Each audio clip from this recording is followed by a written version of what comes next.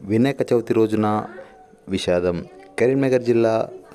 హుజురాబాద్ మండలంలోని సిరిసపల్లి గ్రామంలో వినాయక చవితి రోజున విషాదం నెలకొంది. ఆ గ్రామంలో వినాయక చవితి సందర్భంగా అదే గ్రామాన్ని నిర్మాణం చేస్తుండగా అజయ్ అనే ఇంటర్ విద్యార్థితో సిరిసపల్లి గ్రామం మండలం హుజురాబాద్ నవయువ యూత్ అసోసియేషన్ మాత్రమే బల్బుకు తాగి మరణించిన వ్యక్తి వాళ్ళ డాడీ మీద బల్బు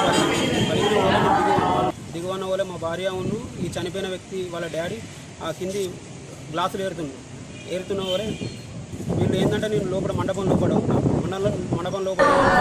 వాళ్ళు బయటకు వచ్చి వాళ్ళు వరుతున్నారు చూసారు మీద షార్ట్ అయి ఉన్నాయి ఉన్న వల్ల నేను వచ్చి బోర్డింగ్ అన్న వల్ల కింద పడ్డ వల్ల